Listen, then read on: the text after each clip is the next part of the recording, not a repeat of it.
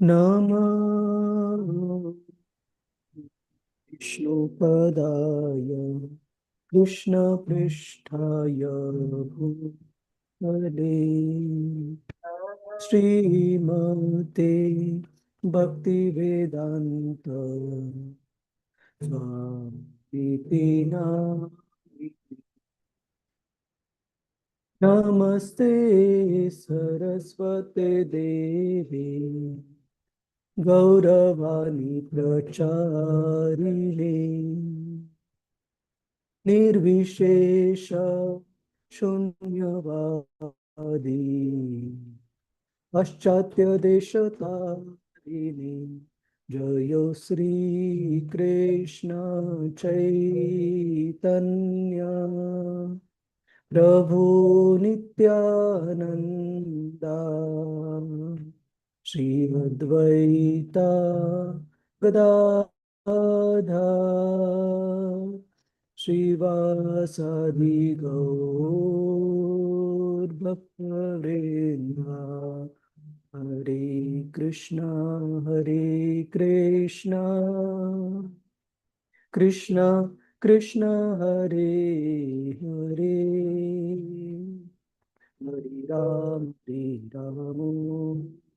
Ram Ram Hare Hare Hare Krishna Krishna Krishna Krishna Hare Hare Hare Ram Ram Ram Hare Hare Hare Krishna Krishna Krishna Krishna Hare Hare Hare Ram Ram Ram Hare Hare Hare Krishna Krishna Krishna Krishna Hare Hare Hare Ram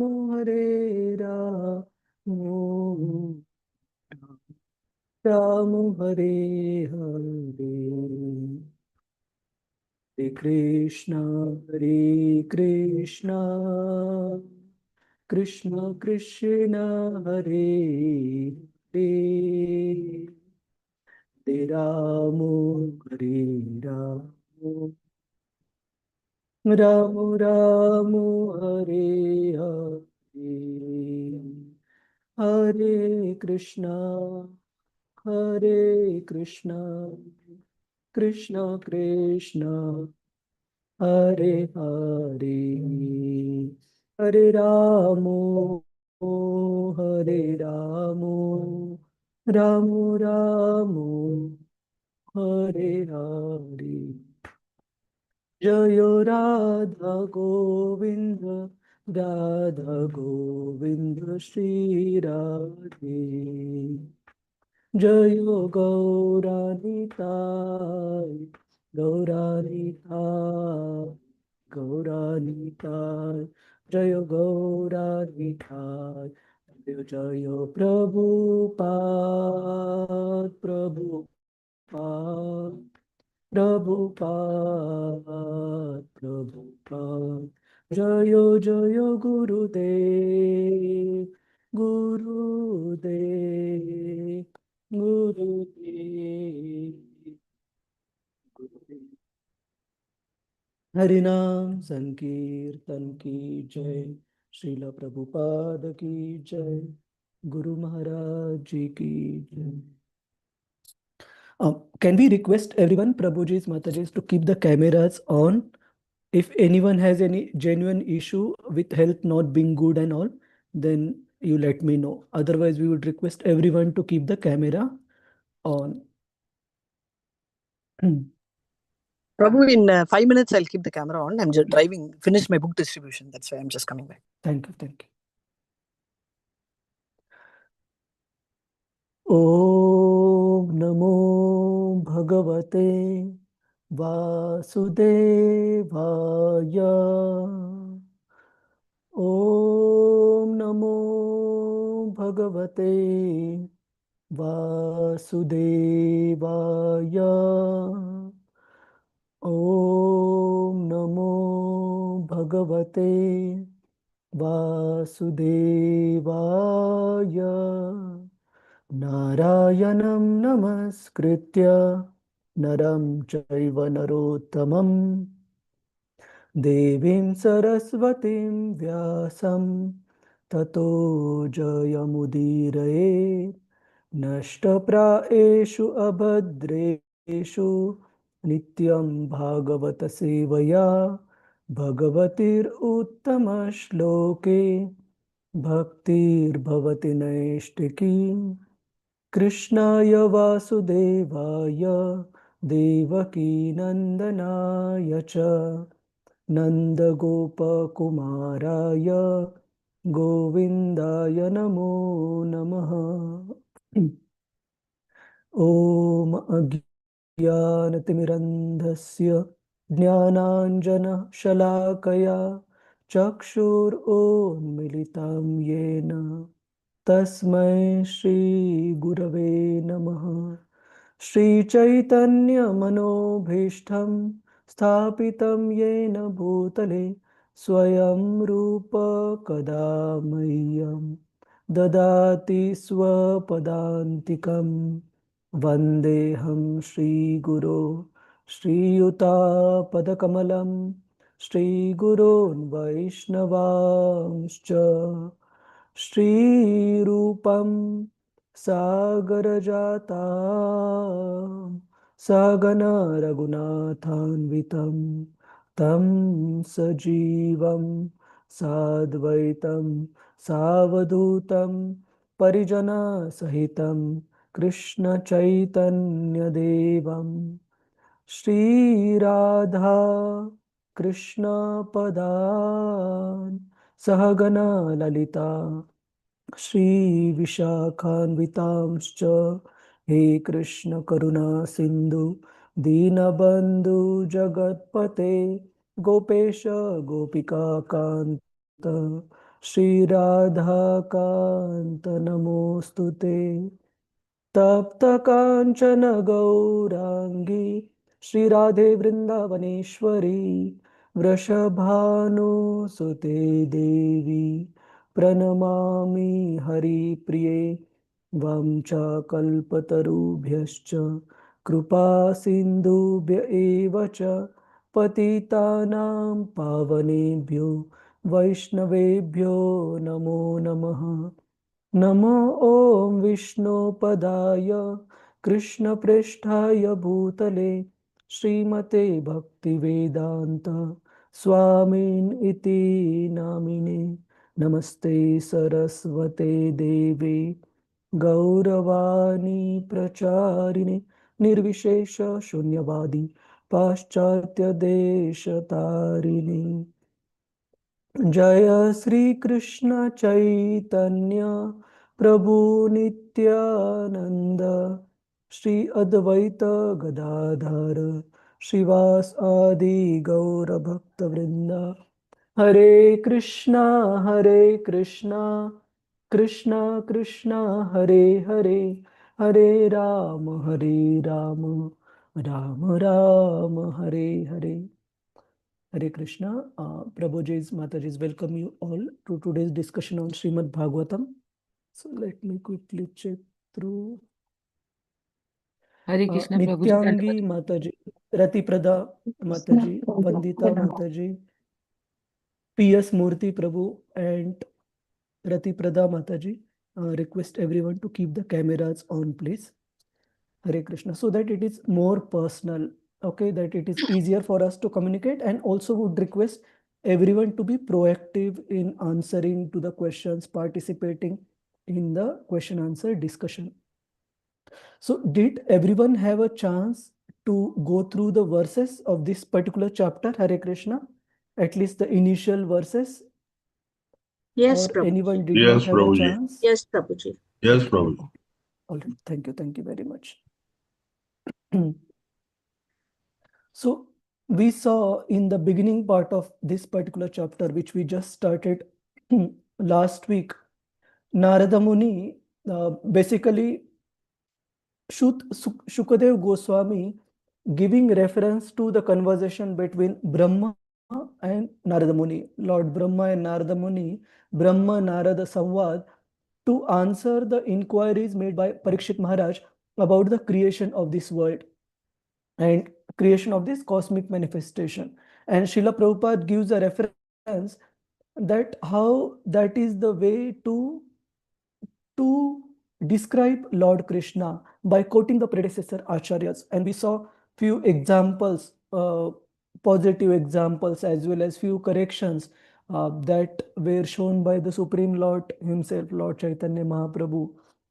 We saw how one of the senior disciples of Srila Prabhupada, His Holiness Hridayananda Goswami Maharaj, he, while giving classes in university, Maharaj, at that time a brahmachari, used to directly hear from Srila Prabhupada's class, and Srila Prabhupada was perfectly okay with that, saying that knowledge about Krishna is not a prerequisite, but having heard in the Guru Parampara and repeating the same message is very, very important, giving reference to the predecessor acharyas. And we also have previously described the pastime of Vallabhacharya, the predecessor acharya of the Pushti Sampradaya. He approaching Lord Sri Chaitanya Mahaprabhu with his own commentary on Srimad Bhagavatam, and basically not giving the due reference and respect to the Srimad Bhagavatam commentary by Srila Sridhar Swami, who Lord Chaitanya Mahaprabhu considered as the original commentator on Srimad Bhagavatam. And Chaitanya Mahaprabhu considered his commentary as authentic one. And Mahaprabhu, how he was not very pleased, and he did not agree to hear even a word from the commentary by Vallabhacharya, because he had not referred to and given due respect to the predecessor acharyas. And we also see that in this particular chapter, when Narada Muni begins his inquiries to Lord Brahma, he asks about 3 specific subjects. And which are these 3 specific subjects? Anyone would like to try, Prabhuji's Mataji's, based on these first few verses? What are the specific subjects that Narada Muni inquired to Lord Brahma about? Anyone? Don't worry, even if it is wrong, but you can try to recollect, or you can even refer to the verses. What did Narada Muni inquire about? How the creation happened, and How the creation happened. Okay. happened, and how with the what is the different elements on the I forgot, Prabhu. That's No. Yeah. So he basically asked the various questions about the creation, about the cosmic manifestation, including what are the characteristics of this universe, what is its shelter, and how it is created, how it is maintained and dissolved, and what does the cosmic manifestation depend upon, and what are the ingredients, what are the elements composing this cosmic manifestation.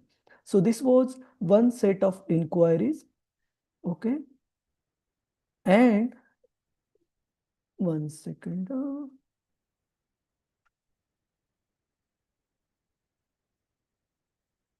Yes. And before that, he also inquired in the first verse about the individual soul and the super soul. So total 3 inquiries were made about the soul, about the super soul, and about the cosmic manifestation. How does it come into being? What is its shelter? How it is maintained and dissolved? What are the underlying ingredients or elements composing this cosmic manifestation? So these 3 types of inquiries were made by Narada Muni to Lord Brahma. And we also saw further set of statements, we had just begun with text 3 in this particular secondary set of statements by Narada Muni, in which in text 3 of this particular chapter, the cause of all causes, Narada Muni says that Lord Brahma is all knowing. All this is known to you scientifically because whatever was created in the past, whatever will be created in future, and whatever is being created at present, as well as everything within the universe is within your grip, just like a walnut. And we had discussed on this particular point that how Narada Muni considered Lord Brahma, and we would see in the subsequent verses this point being substantiated by Srila Prabhupada. He considered Lord Brahma to be as good as the Supreme Lord.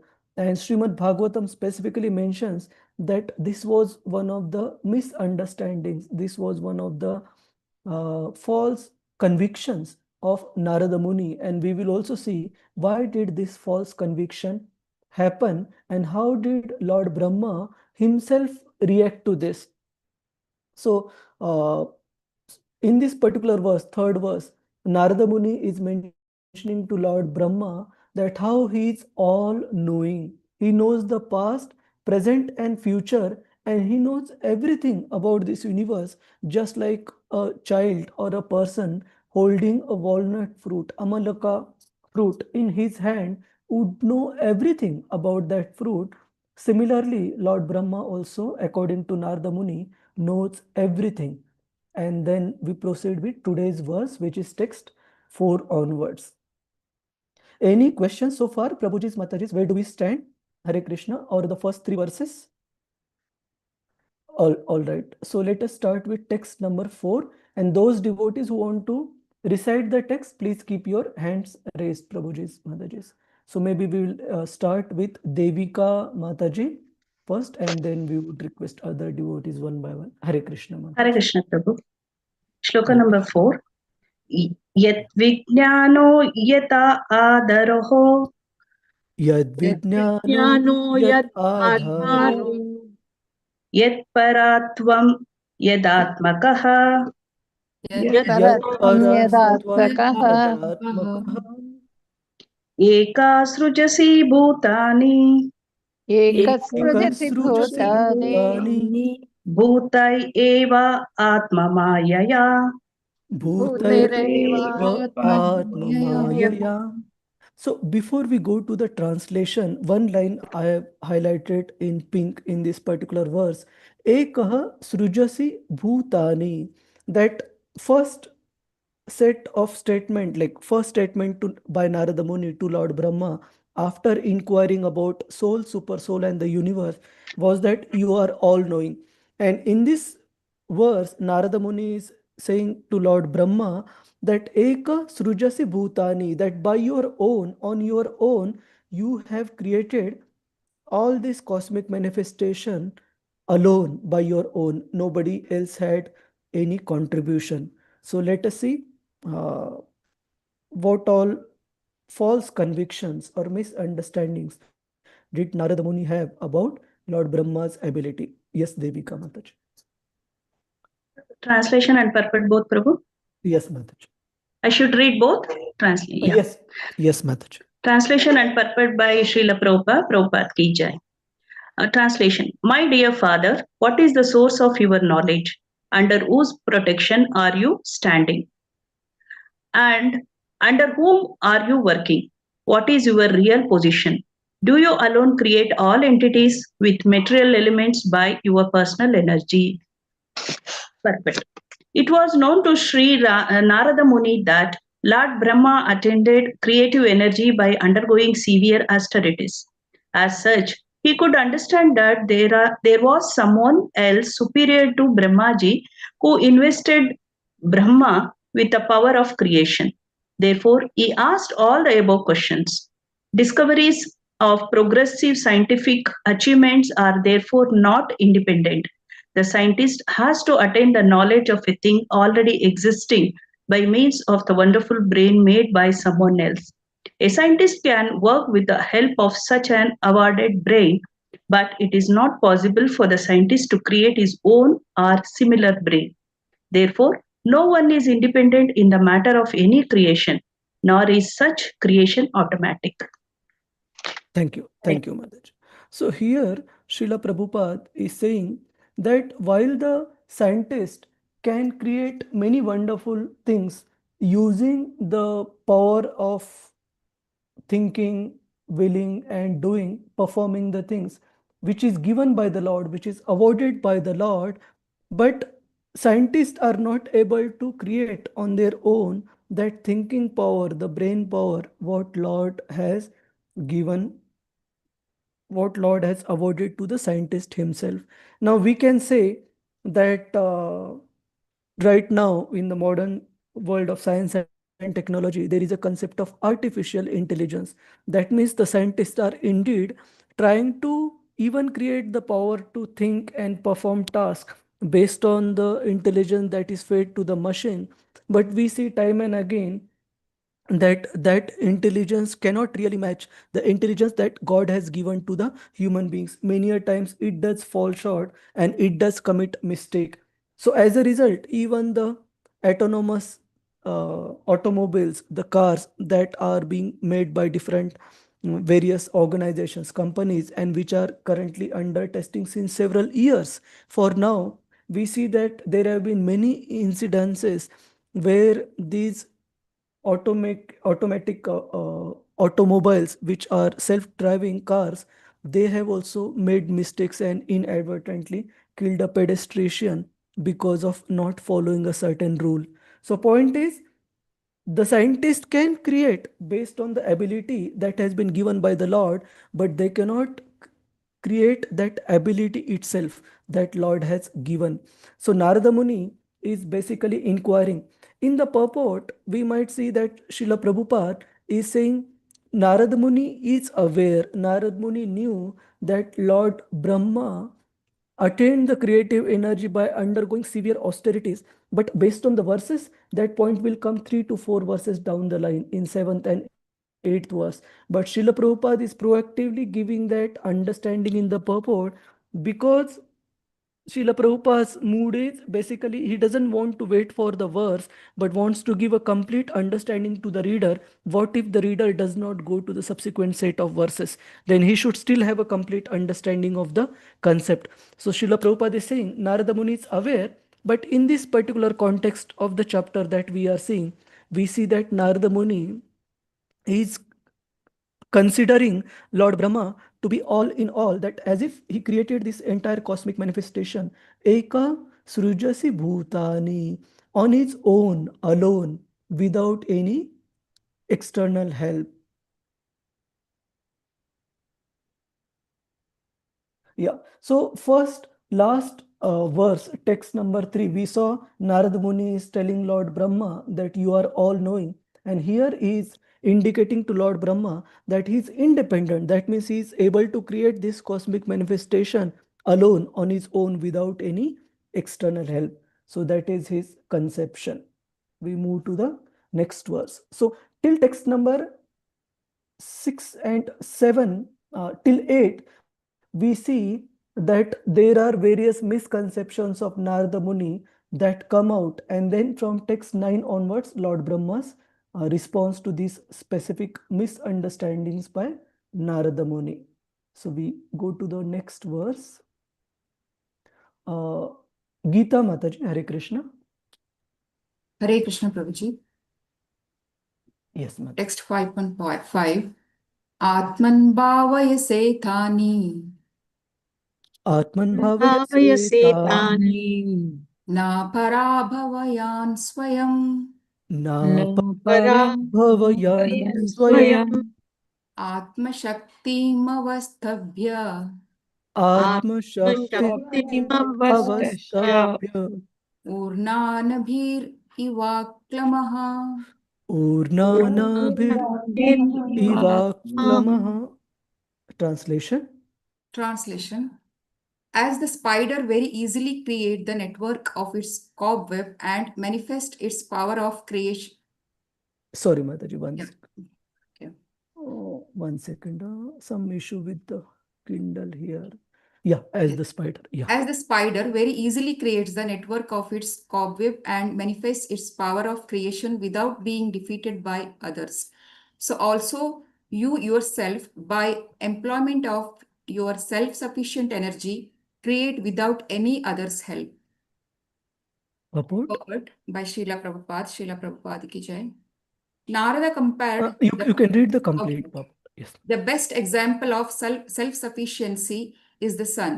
The sun does not require to be illuminated by any other body. Rather, it is the sun which helps all other illuminating agents, for in the presence of the sun, no other illuminating agent becomes prominent. Narada compared the position of Brahma to the self-sufficiency of the spider, who creates its own field of activities without any other's help by employment of its own energetic creation of saliva. Hare. Thank you. Thank you, Mataji. So here Narada Muni is giving the example of a spider who does not need any external ingredients to create a cobweb where the spider itself resides, plus where it catches its prey for its own sustenance and survival. So just like a spider is self-sufficient in terms of building his own house without any external help, and is able to get food out of that particular house for his own sustenance. So similar to that, my dear Lord Brahma, is it that you also created by your own self-sufficient energy without any external help? And Srila Prabhupada gives the example of the illuminating power of the sun, where the sun is mentioned as self-illuminating, as in even the modern science has proved that there are chain reactions involved within the sun which create enormous amount of energies, the radiation coming out from the sun, which can illuminate the entire universe. So each universe, each Brahmanda, according to the scriptures, have got one sun, one moon. But in Bhagavad Gita, we do see that in 15th chapter of Bhagavad Gita, it is mentioned that sun and the moon, they are required for illumination only in this particular world, the material cosmic manifestation. In the spiritual world, there is no need of sun, moon, or electricity, Lord Krishna says. So, and Bhagavad Gita also mentions that the sun itself, while it is illuminating everything else, it gets its illuminating power from the effulgence emanating from the body of the Lord, from the Brahma Jyoti. So although sun from the limited understanding point of view is self-illuminating, but it also is deriving its illuminating power from Lord Krishna himself, from the Brahma Jyoti. And then in turn it gives the illuminating power or the energy to entire world, including the living entities. So it is mentioned that if there is no sun, then the living entities cannot exist. Why? Because even the power that we need, the fire we need in our belly to digest the food, etc., is ultimately coming from the energy of the sun and ultimately coming from Lord Krishna himself. So these two examples are mentioned in the purport by Srila Prabhupada, and out of that one is quoted by Narada Muni to mention or to confirm Lord Brahma's self-sufficiency without needing any external help for creation. So this is another conception by Narada Muni. We'll have 2-3 more verses before Lord Brahma's response begins. And so there is a word that Lord Brahma is self-sufficient based on the example that Narada Muni has mentioned. Atman bhavayase tani na parabhavayan swayam. Like a spider, Lord Brahma as well, by the employment of his self-sufficient energy, create without any other's help. And we see original self-sufficient person, Atmaram as well as Atmakam. Atmaram meaning completely self-sufficient, and Atmakam meaning completely satisfied, completely happy with what the person possesses, what he or she has. So only such person in this world, according to the scriptures, is Lord Krishna himself. And it is also mentioned for some of the devotees, some of the great devotees, like the example here I have given is of Maharaj Priyavrat, who is also mentioned as Atma Rama Katham Mune. So Srila Prabhupada translates in the translation of this particular verse and the purport that Priyavrat Maharaj is Bhagavata Atmaram. Priyavrato Bhagavata Atmaramaha. That means such devotees of the Lord, they become completely self-satisfied by engaging in the service of the one who is truly self-satisfied. So devotees can also inherit these qualities of Atma Rama and Apta Kamaha by serving that personality who is Atma Rama and Atma Kama. We will see this in Srila Prabhupada's purport. Gita Mataji, can you read the purport of 511 on the right hand side? Yes, Prabhu. The words, The words Bhagavata Atma Rama are very significant in these words. If one is self-satisfied as is the Supreme Personality of Godhead, he is called Bhagavata Atma Rama. There are different types of satisfaction.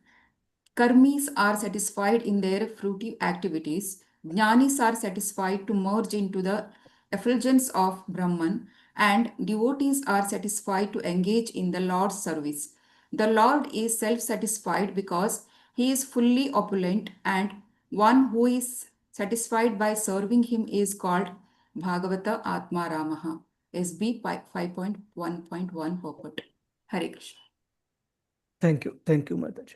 So can we think of any example of devotees, Prabhujis, Matajis, who showed this quality of being completely self-satisfied by engaging in the service of the Supreme Lord, who is actually originally self-satisfied? Can we think of any examples of devotees? There are many such examples given in the Ambrish scriptures. Maharaj. So we will ask, sorry, Mataji, Ambrish Maharaj. Ambrish Maharaj.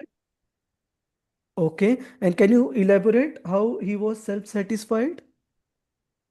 He's all the time he is serving himself to the God.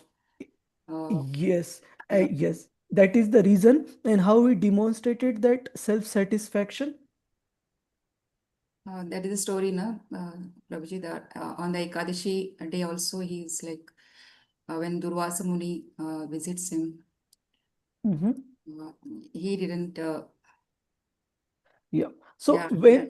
when Durvasa Muni, we see that when that particular episode happens, that Durvasa Muni gets inadvertently offended by by Amrish Maharaj, although he had no intention of disrespecting Durvasa Muni.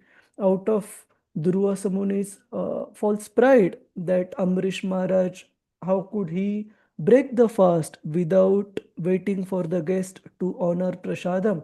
Whereas Amrish Maharaj had not even consumed food at all, he had taken the guidance of the Brahmanas to break the fast in such a way that without honoring any solid food, without honoring any food item, anna or grains, he had broken his fast simply by taking few drops of water. But Durvasa Muni got offended and he created a fiery demon to kill, to annihilate Amrish Maharaj, and then Sudarshan Chakra got after Durvasa Muni. And when he went through all the three worlds, and he even went to Vaikuntha planets beyond this cosmic manifestation to seek protection from Lord Vishnu.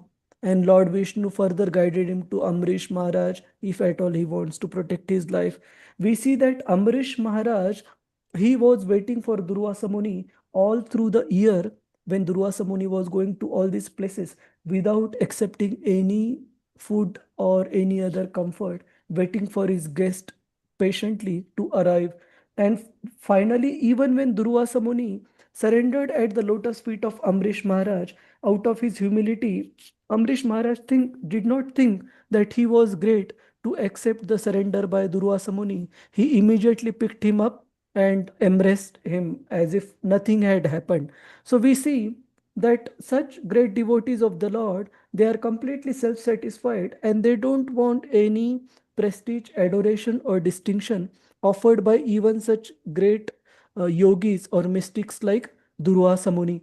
Any other example can we quote, Prabhuji's, Mataji's, where a devotee did show complete self-satisfaction, Atma Rama and Apta Kama in whatever he or she possessed? There are many such examples. Anyone else? Vandita Mataji, Hare Krishna. Any example comes to your Hare mind? Hare Okay, no worries, Mataji. You can think any other Mirabai devotees. Prabhuji. Okay. Mirabai Prabhuji. I Mirabai. would suggest, see, there are examples, but try and give examples from Srila Prabhupada's writings. That is good. Then it is easier to explain. Okay. So Mirabai is definitely an advanced devotee, but did Srila Prabhupada write anywhere about any specific quotation? No. Okay. So there are many examples from Srila Prabhupada's books himself of devotees showing self-satisfaction in front of the Lord. Prabhuji, Sukadev, Panchanga Pranams, Prabhuji, Sukadev goes Shukadev Goswami, in what way? that humanity, when he crossed, Goswami crossed the lake. Water reservoir where Uh, the ladies were bathing. then Okay. Yeah. So that is basically, yes, self-control and basically not depending on any external objects for his satisfaction. He was completely satisfied. Okay. That is one. What else? There are many more, actually, not few. Krishna Prabhu. It's Gajendra. Gajendra. Okay. Yes, Mataji. How? I don't know much story about his previous life, Prabhuji. When he Okay. was a king and he became a Gajendra later. Okay. But is there any specific description in the Gajendra Moksha story to show his self-satisfaction? Yeah, Can you being give? a devotee, he wasn't taking any help from others, and he was totally devoted. Okay. And when he found the flower, he was actually intending to offer to the Lord, than asking for his own, rescue. That's what I have heard the story, Prabhuji. Okay, no worries. So basically Gajendra, he offered that particular flower to the Lord because of his devotional credit from his previous life, when he understood that there is no other person or entity in this world who can grant him shelter apart from the Supreme Lord. And then he remembered the prayers what he had learnt as King Indradyumna in the previous life, and he offered that lotus flower. Okay. Any other devotee examples?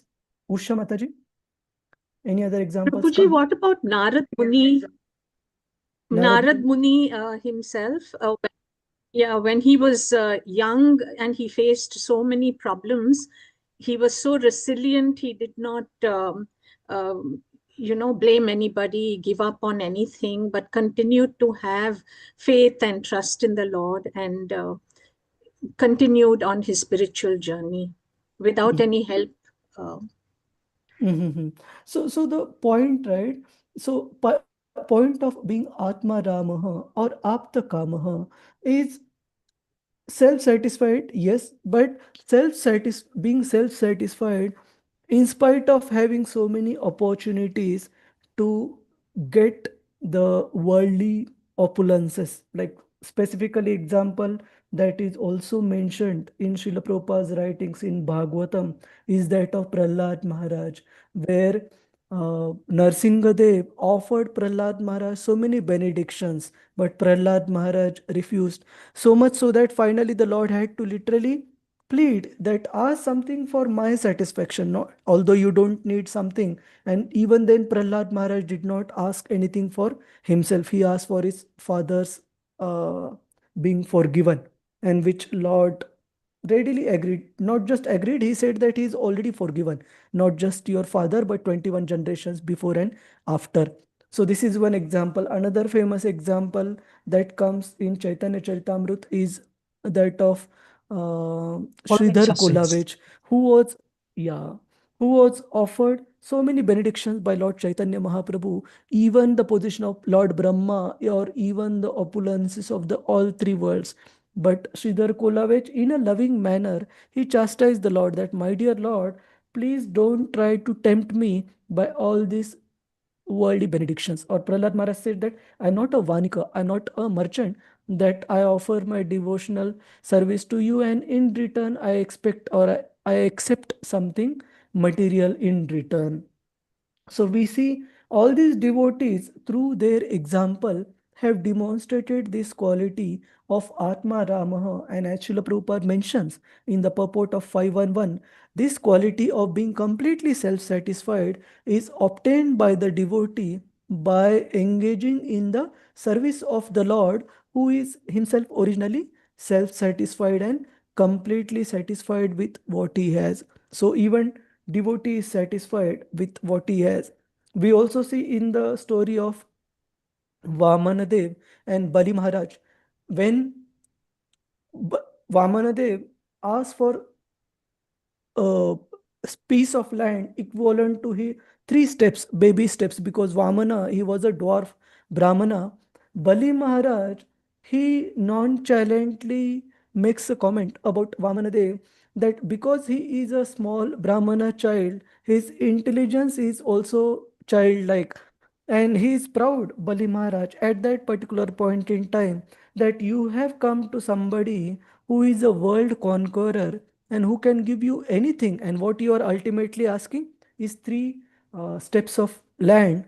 And Vamanadev humbly he chastises Bali by saying that one who is not satisfied with the 3 steps of land, he won't be satisfied even if he gets all 3 worlds, the upper, middle, and the lower planetary systems. Even they are obtained by a person, he would be never be satisfied.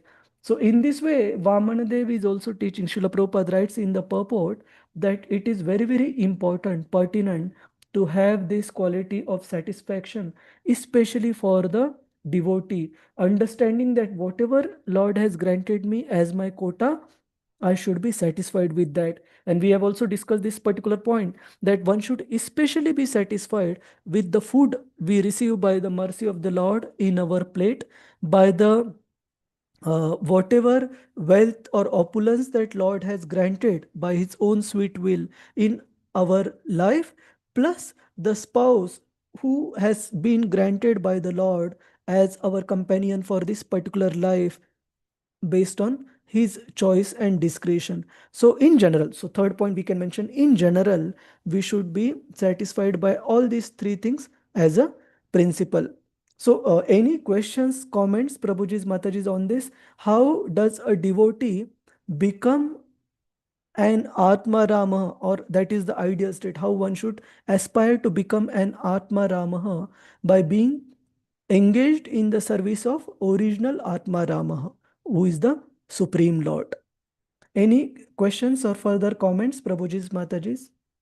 Hare Krishna. Hare Krishna, Prabhu. Sorry, Prabhu. I just have one query, Prabhu. All the Mahajans will come in this category, right, Prabhu?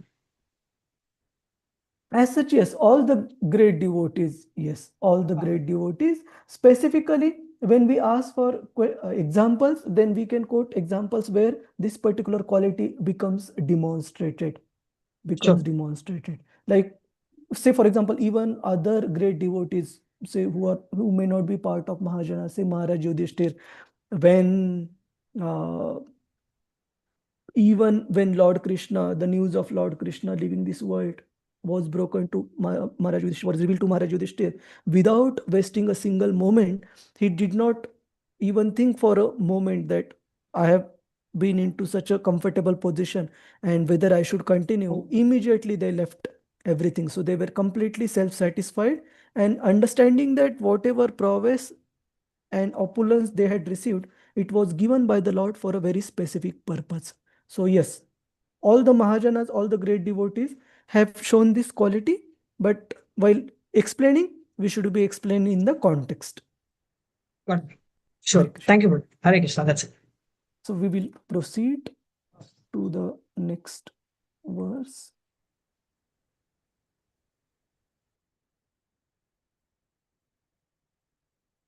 text 6. Divya Rukmini Mataji, you want to recite? Hare Krishna Prabhu. Hare Krishna. Naham Veda Param Yasmin. Naham Veda Param Param Yasmin. Yasmin. Na Param Na Samam Vibhu. Na Param Parabhavayam Na Samam Vibhu. Namarupa Gunair Bhavyam. Namarupa Gunarbhavyam Sadasat Kinjidat Dhanyata. Sat Asat Kinchidanyata. Yat. We'll read the translation, then we come back to verse again. Yes, Mataji. Translation. Whatever we can understand by the nomenclature, characteristic and features of the particular thing, superior, inferior or equal, eternal or temporary, is not created from any source other than that of pure lordship, though so great. Thank you. Thank you. So Hare here Narada Muni is using the word Param to refer to Lord Brahma. And what is the translation that Srila Prabhupada gave? Param, yes, superior. That no one is equal to or superior to you. And Naham Veda, or nobody knows about the world, or the creative energy, as well as you do, my dear Father and Lord Brahma, and you are the Supreme. How you are the Supreme? You have created all the living beings in this particular cosmic manifestation, superior, inferior, as well as equal, eternal or temporary. So what is superior or inferior in terms of consciousness? Like Lord Brahma, Srila Prabhupada explains in the purport, has created human beings who are considered superior to other living entities because of their uh, power of discretion and consciousness. They are supposed to possess the topmost of the consciousness amongst all 8.4 million species of life. And even within these human beings, Srila Prabhupada mentions further categorization is done again based on the same criteria, the level of consciousness, where there are some human beings, aborigines, who are living a very primitive life where they worship the Lord's creation, including the mountains and the sun and the moon and the seasons and so on and so forth, without directly referring to the Supreme Lord, but worshipping the same Supreme Lord through his creation indirectly. So they are considered as very, very primitive. But those human beings who are completely developed in their consciousness, fully being surrendered unto the Supreme Lord, they are considered the topmost. So Narada Muni is glorifying Brahma as all-knowing, as all-knowing and as Param, being superior, and who has created superior, equal, inferior, and temporary beings in this particular world. So that is the glorification by Narada Muni. Divya Rukmini Mataji, please proceed. Hare Krishna. Hare Krishna. The manifested world is full of varieties of created beings in 84 million species of life, and some of them are superior and inferior to others. In human society, the human being is considered to be the superior living being, and amongst the human being there are also different varieties, good, bad, equal, etc. But Narada Muni took for granted that none of them has any source of generation besides his father Brahmaji. Therefore, he wanted to know all about them from Lord Brahma. Thank you. Thank you, Mataji. So here we see that Narada Muni is further glorifying Lord Brahma as being the Param, as being the superior, and he feels that there is no other source for this creation apart from Lord Brahma himself, that on his own he has created everything, the good, bad, and equal in this world. And then we go to the last set of inquiries or glorification by Narada Muni of Lord Brahma with a false conviction. So we'll discuss text 7 and 8 together. Yeah. Hare Krishna, Prabhu. Hare Krishna. Yes, Mataji. Prabhu, it's a small confusion. Here that Narada Muni is thinking the Brahma is the source of everything. Here Correct. in this one, okay, Prabhu. Yes, Mataji. But And in previous one he mentioned he has asked for so many questions, no? Under whose protections are standing and to whom you are working but that is the small contradictory, no? Yeah. So see, in the text 4 purport, Srila Prabhupada basically gives us the answer while those questions are still on. So basically, he says, "My dear father, what is the source of your knowledge? Under whose protection are you standing? And under whom are you working? What is your real position? Do you alone create all entities with material elements by your own personal energy?"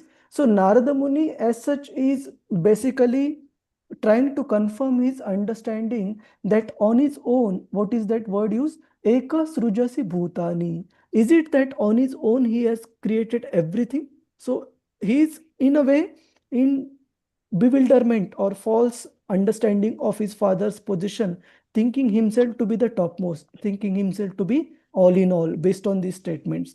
Then we will see Brahmaji's response. Okay, Mataji. Only in the purport does Srila Prabhupada mention that Narada Muni is aware that Lord Brahma is having all these creative energies only by the mercy of the Lord because of his austerities that he has performed. But that thing is not yet revealed in the verses. This is only explanation by our founder Acharya. Is that all right? Divya Rukmini Mataji? Yeah, Hare Krishna. Hare Krishna, Prabhu. Hare Krishna. Hare Krishna.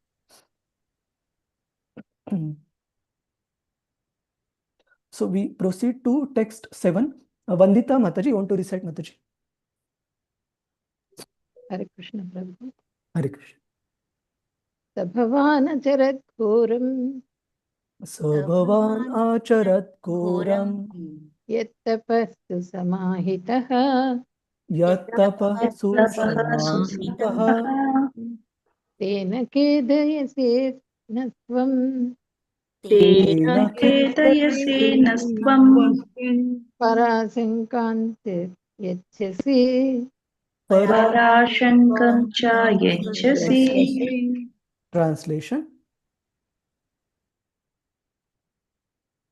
Yes, Mataji, you can read translation. I'll read. Yeah. Whatever we can understand by the. Yet here, on the right hand side. Yet we are moved. Okay. Sorry. Yet we are moved to wonder about the existence of someone more powerful than you. When we think of your great austerities in perfect display, although your good self is so powerful in the matter of creation. Yes, thank you. Thank you. So here, first time we see Narada Muni is wondering that, my dear father, if you are so powerful and param and superior and Veda all knowing, and that you have created all this creation on your own, then how do we understand that you also need to undergo austerities and probably take help from somebody or pray to somebody who is more powerful than you? So how do we understand that? So this is the first time Narada Muni in this set of verses is mentioning his doubt that if Lord Brahma was really all powerful, all in all, then why would there be a need for that Supreme Lord Brahma to perform austerities? Basically, performance of austerities is to get something higher, some higher power. So why would it be necessary for Lord Brahma to perform these austerities? If he was really the Supreme. That is the question by Narada Muni. And Srila Prabhupada explains in the purport that God never has to work hard to become God. He's always God. He doesn't have to perform austerity to attain that supreme position. Vandita Mataji, you want to read through purport, complete purport? Okay. You can unmute. Yeah.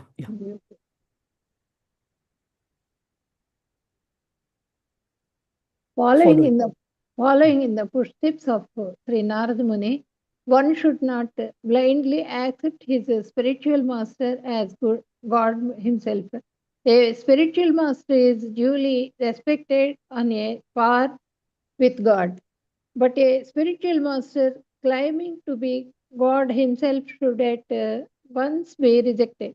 Narada Muni accepted Brahma as the supreme due to Lord Brahma's wonderful acts in creation.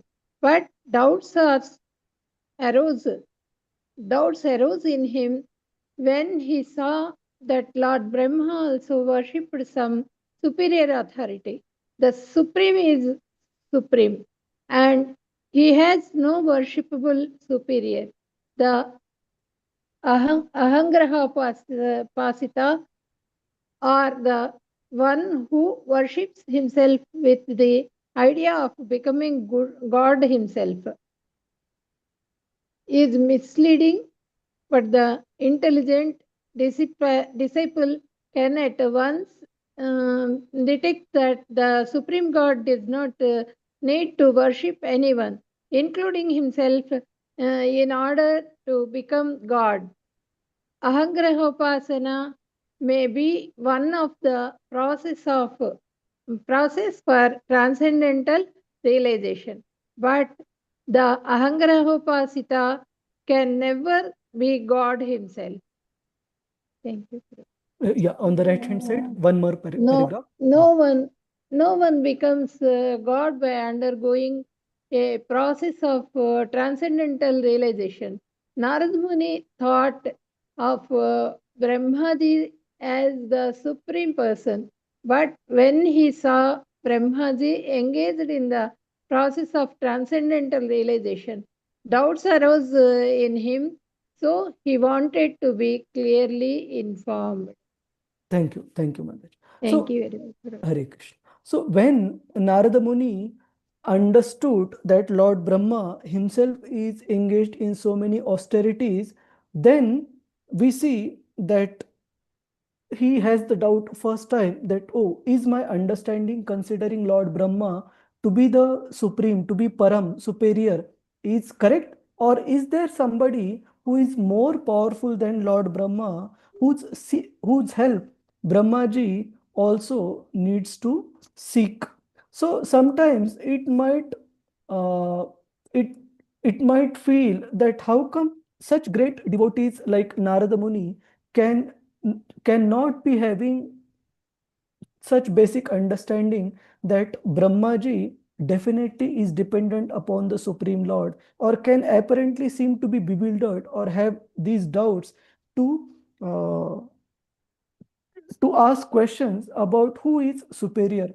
And we see that there are so many examples of even other great devotees like Parikshit Maharaj himself or Arjuna in Bhagavad Gita, who seem sometimes to be bewildered, or Maharaj Yudhishthir himself when Dhritarashtra left home with Vidura and Yudhishthir Maharaj was bewildered. Oh, that why did my uncle leave and whether I did not take care of him properly. Narada Muni had to literally lovingly chastise Yudhishthir Maharaj that, my dear Yudhishthir, don't think that you are the all-in-all maintainer.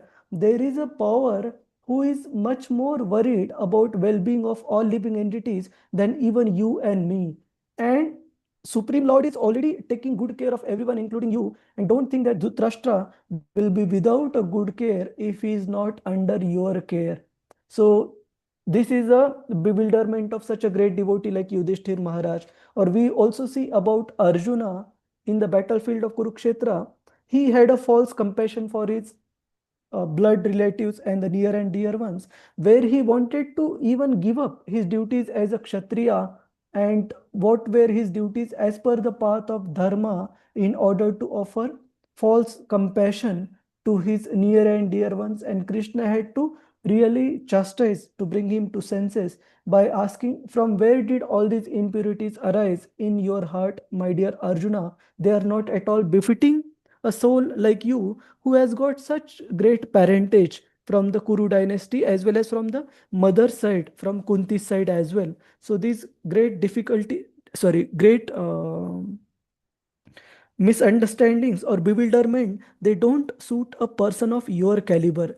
Or we also see Maharaj Parikshit many a times asking very basic set of inquiries to Shukadev Goswami. Or we also see in the third canto of Srimad Bhagavatam, the verse I have quoted here, 352. Here Vidura makes an inquiry to Maitreya Maharshi. He says, Vidura said, O great sage, everyone in this world engages in fruitive activities to attain happiness, but one finds neither satiation nor the mitigation of distress. On the contrary, one is only aggravated by such activities. Please, therefore, give us directions how one should live for real happiness. So, Vidura is inquiring to Maharaj, to Maitreya Maharshi, by saying that Sukhaya karmani karoti loko, that all the people in general, they perform their karma, they perform their activities only to achieve sukha, only to achieve happiness. But what happens? Natai sukham va anyat uparamam va, that they don't achieve sukha or happiness. On the contrary, they achieve what is opposite of sukha. They achieve all the distresses. So Vidura is making this inquiry to Maitreya Maharshi, why does it happen so that person works so hard to obtain one particular result, but instead of obtaining that particular result, many a times he obtains a contrary result. So why does it happen? And in the purport, Srila Prabhupada mentions that it is not that Vidura is not aware of this. He is definitely aware, but many a times great devotees make these seemingly ordinary inquiries in order to present the doubts of the common man, and in order to have the clarifications coming from the great souls, so that not just they, but even people in general, they will benefit from their common inquiries, common set of questions. So we see Prabhupada writing, Vidura asked Maitreya some common questions, which was not originally his intention. Uddhava asked Vidura to approach Maitreya Muni and inquire into all the truths concerning the Lord, his name, fame, qualities, form, pastimes, entourage, etc. And thus, when Vidura approached Maitreya, he should have asked only about the Lord, but out of natural humility, he did not immediately ask about the Lord, but inquired into a subject which would be of great importance to the common man. That means such great personalities, they make common inquiries just so that people in general would benefit. It is not that Vidura doesn't know this, he knows for sure. And Prabhupada writes, a common man cannot understand the Lord. He must first know the real position of his life under the influence of the illusory energy. That means for a common man, it is very important to know about the working of the Maya potency before understanding the working of the internal pleasure potency of the Lord. Even in case of Maharaj Parikshit, can anyone explain Prabhuji's Mataji's? Where did we discuss recently where Maharaj Parikshit wants to know about very basic inquiry? He is making a very basic inquiry about Lord Krishna before going into the workings of his internal potency. Previous Any in previous context chapter. recently we saw? Previous chapter, okay. What was the context, Murli Prabhu? He inquired about the origins of the universe, origins of the Very creation. nice. Very nice, Prabhuji. Yes, correct. So, Parikshit Maharaj, he inquired about the workings of the Maya potency. How did Lord Krishna create this cosmic manifestation? He wanted to understand about Lord's creative potencies, Maya potency, before understanding about Lord's Chit potency, about Lord, working of the internal energy of the Lord.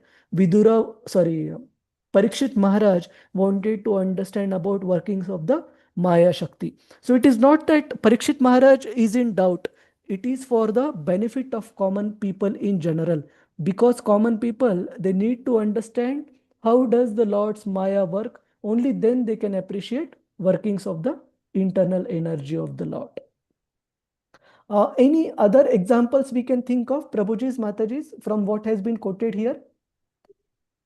About devotees asking basic set of inquiries about the Lord before asking about any esoteric topic.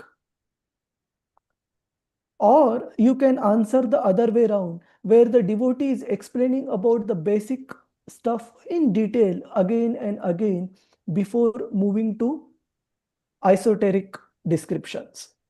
Can we think of any other examples? Dhanya Dhameshwari Mataji, can we think? Whether it can be the Saunaka Rishi's inquiry.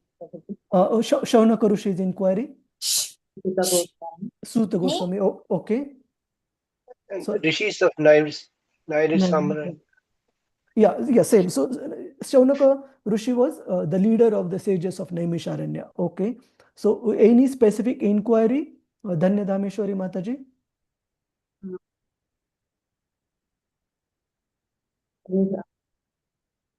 Like about what is the ultimate good for the people in general and all these inquiries, right? 6 questions. Sorry, your voice is breaking. Dhanya Dhameshwari Mataji. People in general, actually, they asked actually. And avatar, that is Leela Avataras, Guna Avataras. Guna Avataras, all those questions. Where did the religious principles take shelter? There once Krishna's Supreme Lord reached to his abode. All that. Thank you, Mataji. And Parikshit Maharaj, Prabhuji, his inquiries, where he asked what is good for those who are going to die quickly, and what is good in general for all the people, what should be done.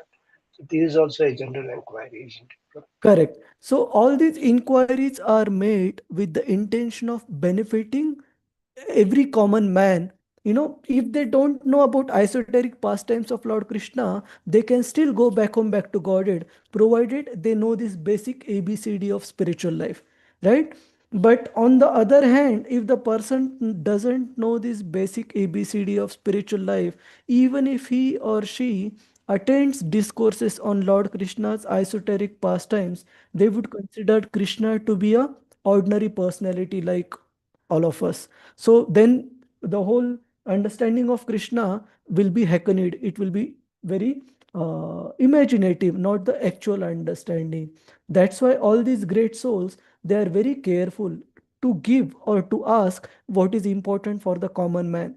We also see in Srila Prabhupada's classes, Srila Prabhupada was the Acharya who had that realization, who had the vision of the spiritual world. But most of his classes, what does he stress upon? Prabhuji's, Mataji's? What is Srila Prabhupada's stress in most of his classes? What does he stress? About Krishna, Prabhuji. Yes. Yes, about Krishna, that is true. But how does he explain about Krishna? What does he typically, does he mention about Lord Krishna's dealings with the queens in Dwarka or Lord Krishna's dealings with the gopis? What does he talk about? Most of his classes. Service to the Lord. Okay, service to the Lord. Yes. Connect easily. Personalities. He always said that Krishna is the supreme personalities. Yes. Plus, Srila Prabhupada talks mostly about starting with the difference between the body and the soul, concept of the soul.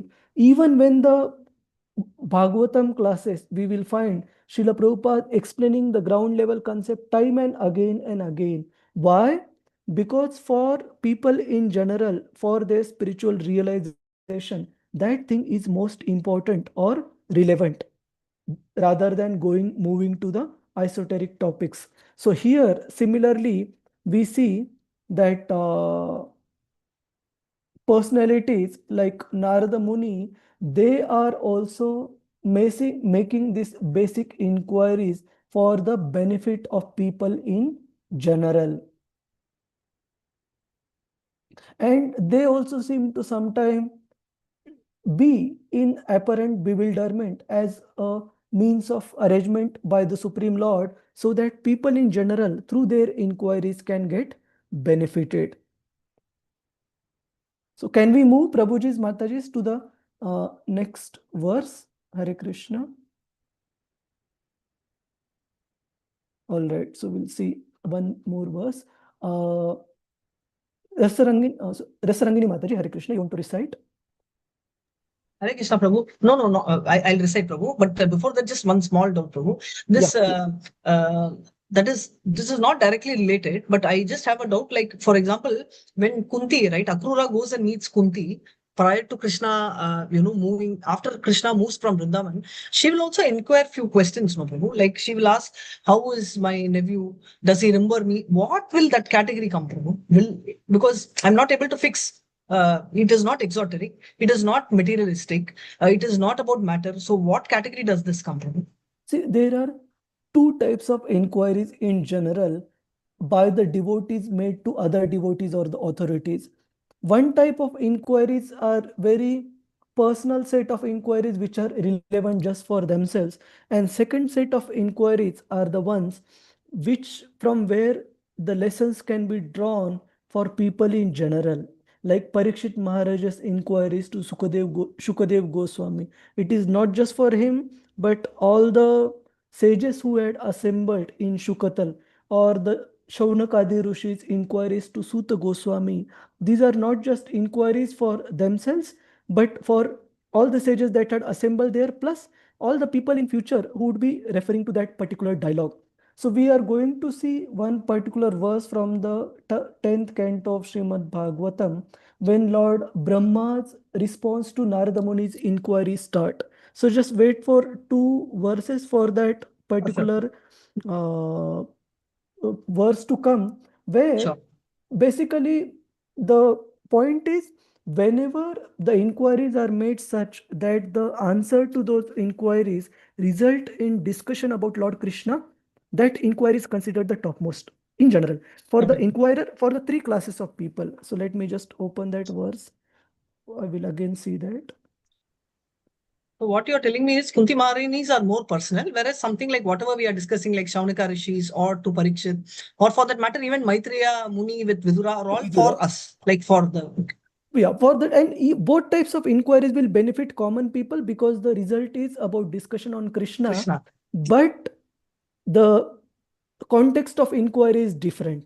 Like Maitreya Maharshi, Parikshit Maharaj, and Shaunakadi Rishis, they are asking, knowing very well that those conversations will be referred to in future.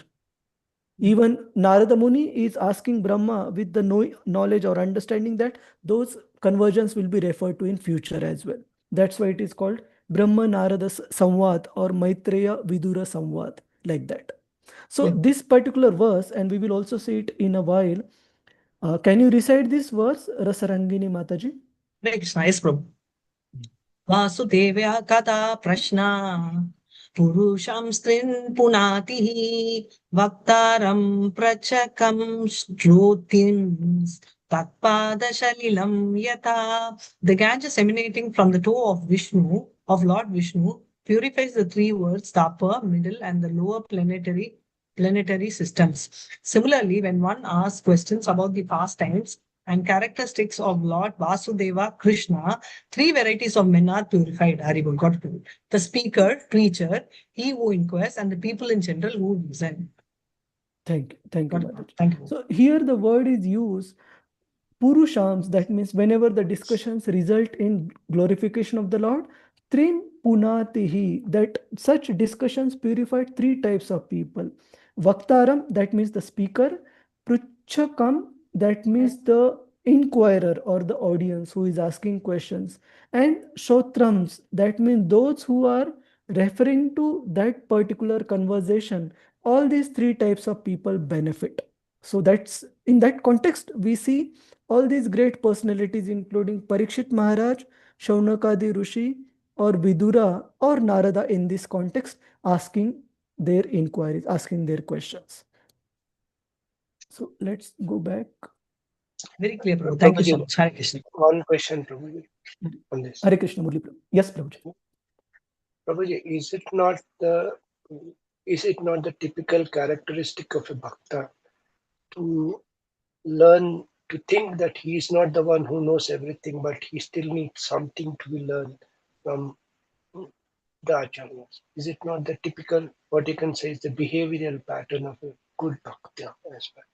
Very true. And this particular quality that you mentioned, it's not just about the inquirers. That particular mood is also carried by the speakers of Srimad Bhagavatam.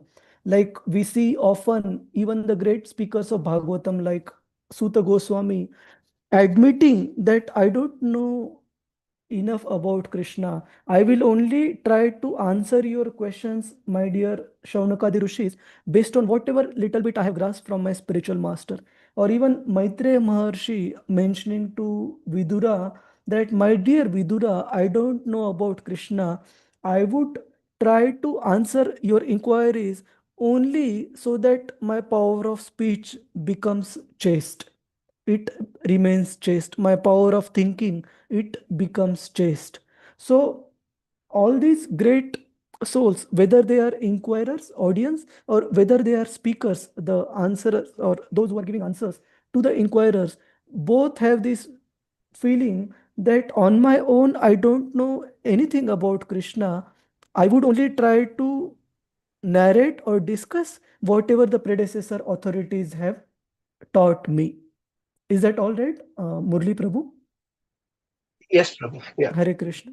It was a Hare kind of a Krishna. more of an observation and a inquiry, Prabhu. Thank you. Thank you, Prabhu. So we would go to the last verse in this particular portion where Narada Muni, he puts his inquiries in front of Lord Brahma. So till now, first time we saw Narada Muni mentioning doubt that if you are all that I'm saying, my dear father, then why do you need to perform austerities? Does it mean that there is anyone superior to you whose help you need to seek to perform the function of creative potency? So text 8. Usha Mataji, did you already read, Mataji, or recite? You already recited? No, Prabhuji. Okay, yeah, okay, No, Mataji. Prabhuji. Text 8, yeah. Yeah, Hare Krishna, text 5.8. Etanme pritchata sarvam. Etanme pritchata sarvam. Sarvagnya sakaleshvara. Sarvajna Sakaleshvara. Vijanehi yathaivedam. Vijanehi vedam. Aham buddhye anushashitaha. Aham buddhye anushashitaha. Translation. Translation and purport by His Divine Grace, Srila Prabhupada, Prabhupada ki Jai. My dear Father, you know everything and you are the controller of all. Therefore, may all that I have inquired from you be kindly instructed to me so that I may be able to understand it as your student. Purport. The inquiries made by Narad Muni are very important for everyone concerned, and as such, Narada requested Brahmaji to deem them suitable so that all others who may come in the line of disciplic succession of the Brahma Sampradaya may also know them properly without any difficulty. Hare Krishna. Thank you, Mataji. Thank you. And we also saw in our earlier discussions in the last part of Canto number 1 of Srimad Bhagavatam, such great personalities like Narada Muni, they are not afraid or embarrassed or awkward to make inquiries or to reveal even those details which may be personally, apparently be damaging to their own reputations if that particular description or referring to that particular episode is helping people in general. We discussed about Narada Muni. He is not embarrassed to mention to Vyasadev about his past life as a Dasi Putra. Why? Because if that helps resolve the queries or dilemma of Vyasadev, or Narada Muni is not embarrassed when Shukadev Goswami in the 7th canto of Srimad Bhagavatam refers to Narada Muni's life even previous to being a Dasiputra, of he being the Gandharva Upabarana, and the mistake that happens from Narada Muni, because of which he had to take birth as a Dasiputra. So he's not embarrassed. Why? Because if that description is in any way, somehow or other, beneficial to people in general, let there be. They don't feel awkward or embarrassed at all. Similarly, Srila Prabhupada is not embarrassed to tell his students, to tell the disciples about his Grahastha life by saying that when his wife, her name was Radharani, her legal name, she was not very cooperative and supportive in his spiritual pursuits. And when he expressed desire to his father whether he should consider marrying second time, his father, Gaura Mohan Dey, did not encourage that idea by saying that consider this as a special arrangement by Krishna so that you don't get entangled or too much attached in the family life, so that it is easier for you to detach yourself from retire from family life when the right time comes. So Srila Prabhupada is not embarrassed to refer to his spirit, his own life as a householder, and some of the things which he was considering which were corrected by the superior authorities. So point is, for such great personalities, common people to learn the right lessons is much more important than whether people judge them as right or wrong, whether people judge them as good or bad. That is secondary for them. Important is people should learn right lessons and progress in their spiritual life. So here, Narada Muni, the Srila Prabhupada is writing in the purport, he is making all these inquiries to Lord Brahma by thinking that all these will be knowledge will be very important, relevant, and suitable for people coming in Brahma Madhva Gaudiya Sampradaya, people coming in the line of disciplic succession further on. Is that clear, Prabhuji's, Mataji's? Hare Krishna. Clear, Prabhu. Hare Krishna. All right. So now let us go into how does Lord Brahma take these inquiries from Narada Muni. So we saw the first set of inquiries were the real questions. Tell me about soul, super soul, and this particular cosmic manifestation or universe. And text 3 onwards, they were more of the we can't say flattery, but more of the glorification offered by Narada Muni to Lord Brahma. Now let us see how does Lord Brahma respond to these statements by Narada Muni, starting with text 9 onwards. Any other devotees want to recite? Yeah, Tarini Krishna Hare Kanta Krishna, Mataji. Prabhuji. Hare Krishna. Panchamanas.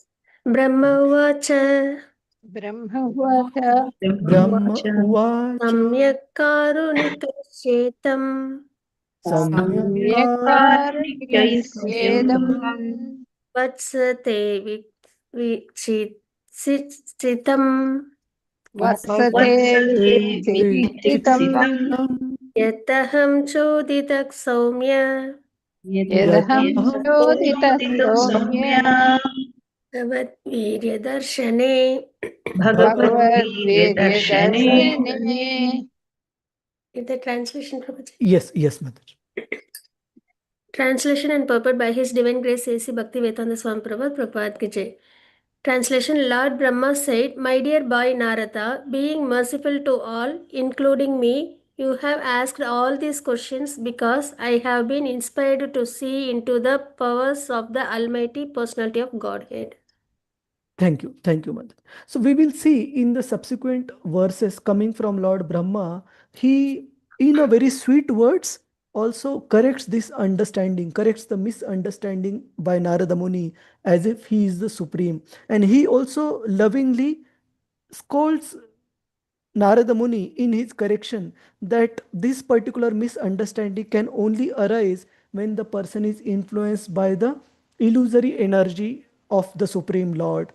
So that part we will come to later, but before that, before Brahmaji begin his answers to Narada Muni's inquiries, he is glorifying those inquiries by Narada Muni. Why?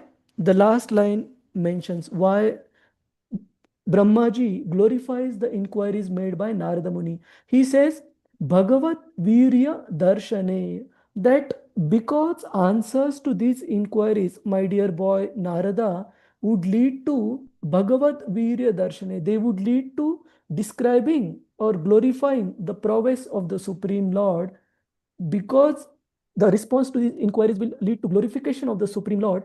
All these inquiries are Lord's mercy. He mentioned that you have all asked all these questions because I have been inspired to see into the prowess of the Almighty personality of God, so that through the answer to those inquiries, the speaker will be able to remember the Supreme Lord and will give the remembrance to the audience as well. That is the reason why your inquiries are great. So first we will go through the purport. Yes, Mataji. Complete purport. Yeah. Yeah. Purport. Brahmaji, being so questioned by Naradaji, congratulated him, for it is usual for the devotees to become very enthusiastic whenever they are questioned concerning the Almighty Personality of Godhead. That is the sign of a pure devotee of the Lord. Such discourses on the transcendental activities of the Lord purify the atmosphere in which such discussions are held, and the devotees thus become enlivened while answering such questions. It is purifying both for the questioners and for one who answers the questions. The pure devotees are not only satisfied by knowing everything about the Lord, but are also eager to broadcast the information to others. For they want to see that the glories of the Lord are known to everyone. Thus, the devotee feels satisfied when such an opportunity is offered to him. This is the basic principle of missionary activities. Hare Krishna Prabhuji. Thank you, Mataji. So here Srila Prabhupada is writing that the pure devotees are not just satisfied by knowing Lord themselves, but they are also very eager to share that understanding about the Supreme Lord with people in general. That is the real spirit of missionary activities. And before that, Srila Prabhupada is also referring to a specific verse from the 10th canto of Srimad Bhagavatam through his translation without actually mentioning the verse number specifically. Devotees thus become enlivened while answering such questions. It is purifying both for the questioners and for the one who answers the questions. And it is the verse which we saw a while ago in discussion with Rasarangini Mataji. So it is mentioned 3 types of people, they get purified whenever the discussions result in glorifying the Supreme Lord. And these three types of people are Vaktaram, the speaker, Pritchakam, the inquirer, and Shotrams, that means all the audience, all the set of people who refer to that conversation, the speaker, the audience, and the people in general who refer to the conversation. Everyone becomes enlivened, everyone becomes benefited. So there are many such examples of the speakers glorifying the inquiries made by the audience. Can we think of any, Prabhuji's, Mataji's? We have seen few already, where the speaker glorifies the questions by the inquirer because the discussions on those questions will result in Krishna Katha. Can we think of examples? Shukadev Swami and Parikshit Maharaj. Yes, Mataji. Shukadev Goswami and Parikshit Maharaj. And can you refer to the verse? No problem. You can try, don't worry. You can search. Even that searching is purifying.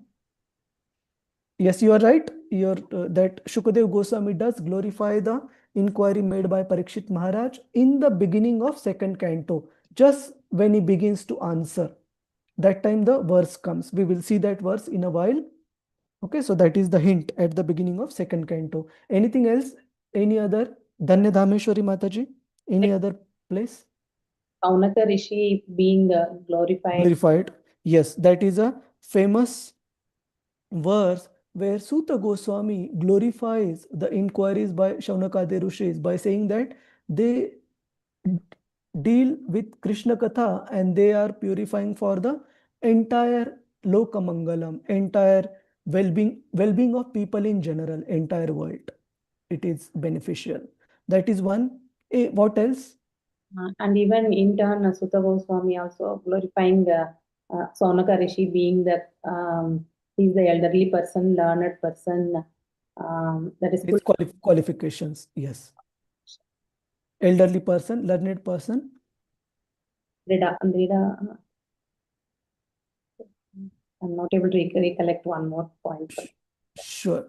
So these are the verses, like the first middle one we will take, which was mentioned by Devika Mataji, that where Shukadev Goswami glorifies inquiries by Parikshit Maharaj by saying Variyan Eshate Prashna Kruto Loka Hitam Rupa Atmavit Sammata Pumsam Shrotavya Deshu Yah Paraha. That, my dear king, your question is glorious because it is very beneficial to all kinds of people.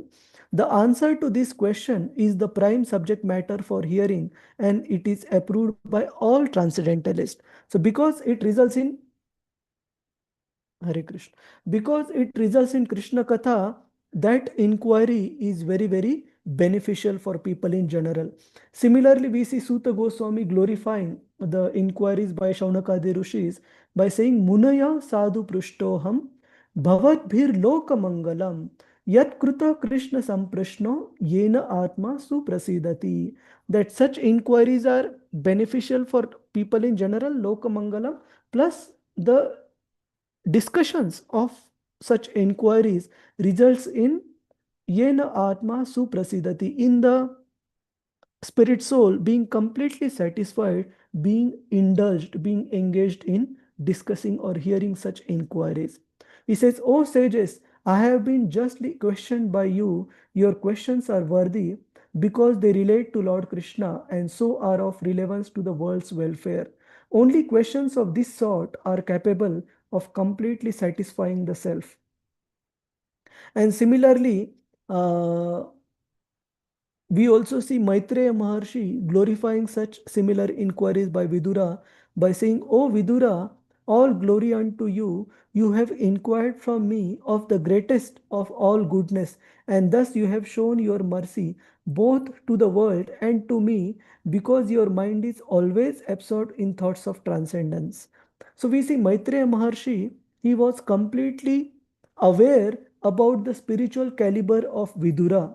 He did not intend to answer Vidura's inquiries in a way to enlighten Vidura. He knew Vidura was on a much advanced level of spiritual consciousness than even himself. Maitreya Maharshi was earlier on a Jnani, but Vidura was a pure devotee of the Lord right from his birth, having taken birth from the semen of none other than Srila Vyasadeva.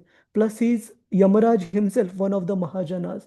So Maitreya Maharshi, being aware of spiritual exalted position of Vidura, he glorified Vidura that you asked all these questions not for your sake, my dear Vidura, but to benefit me and all people in general. So I would answer those questions. So that is the mood of the speaker. They are always very, Srila Prabhupada writes in the purport, where is that? That the pure devotees are always very happy. It is usual for the devotees to become very enthusiastic whenever they are questioned concerning the Almighty Personality of Godhead. That is the sign of a pure devotee of the Lord. That means any question where they get an opportunity to glorify the Supreme Lord, such pure devotees are most happy. And we also see in the life of Srila Bhakti Siddhanta Saraswati Thakur, when there was an article in the newspaper very critical towards the devotees, Srila Bhakti Siddhanta Saraswati Thakur did not get discouraged. He asked devotees to count the number of times Krishna appeared in that particular article, and he stressed to the devotees that it is very glorious that knowingly or unknowingly people are getting to chant and read Krishna, getting to chant the word, pronounce the word Krishna and read the word Krishna. So that article, even if apparently it might sound critical, it is good.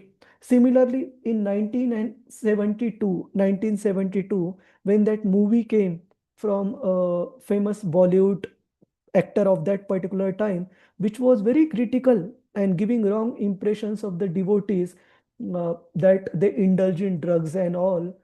devotees were very upset and they took it to Srila Prabhupada saying that this person has committed a offense by showing devotee in such bad light. And Prabhupada said he was not very concerned. He said, this movie will come and go, but the Hare Krishna Mahamantra will remain. So don't worry. Devotees were afraid that it would create a very negative publicity. But did it happen? In fact, Krishna consciousness in India grew exponentially 1971 onwards when Srila Prabhupada first time brought the Westerners to India and conducted the Cross Maidan Pandal festival in Mumbai. From that time, the preaching mission grew many fold times, and this movie, it did not have any sort of negative impact on that growing influence of Hare Krishna movement. So point is, these pure devotees, they are most encouraged, enlivened when they get opportunity to discuss about Krishna through such inquiries. Any questions or comments, Prabhuji's, Mataji's, Hare Krishna? Can we proceed? All right. So let's proceed to text number 10. Murli Prabhu, you want to recite, Prabhuji? You have recited earlier verse today? Not yet, Prabhuji. Okay, First okay, time. okay. You can recite, yes. Nanaratamam tavatachapi Nanruttam Anantam tava tapatachapi tachapi yata mam prabhavisi boho yatha yatha mam mam prabhravishi bho prabhavisibho avignaya paramam matta Avignaya paramam matta etatvam yato himo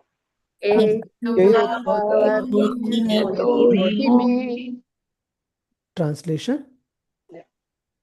Whatever you have spoken about me is not false, because unless and until one is aware of the personality of Godhead, who is the ultimate truth beyond me, one is sure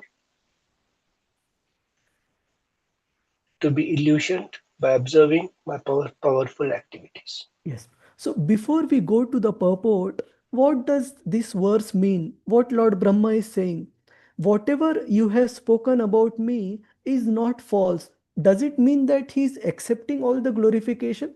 Does it mean that he is acknowledging his position as the supreme? Answer is no. Because in the later part of the verse, he says that, my dear Narada, it is quite natural for somebody who doesn't know entirely about the Supreme Lord and the workings of his illusory energy. It is very easy for that person to get bewildered, to get illusioned, to think of an ordinary person as the Supreme. It is quite natural for somebody afflicted by Maya. What does it mean, Prabhuji's, Mataji's? Brahma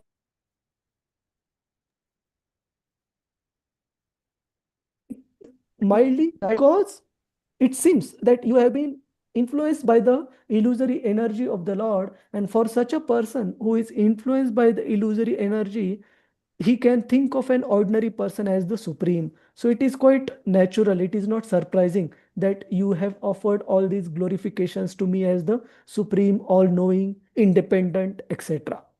Okay, so that is the meaning of Lord Brahma saying whatever Narad Muni mentioned is not false. That means for an illusory person, it is natural to have that misconception. That is what Lord Brahma is saying. Purport? Purpose. The frog in the well.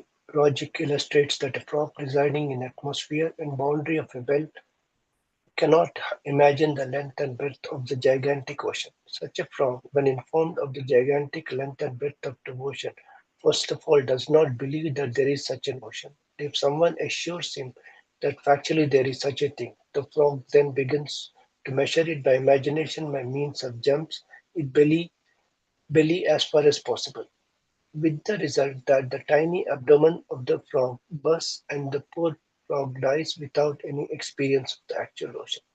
Similarly, the material scientists also want to challenge the inconceivable potency of the Lord by measuring him with their frog-like brains and their scientific achievements. But at the end They simply die unsuccessfully like the frog. Thank you. Shall I Thank you, continue?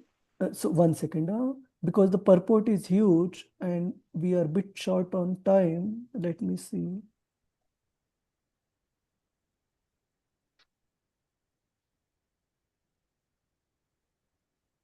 Yes, you can read the pink part, Naradji.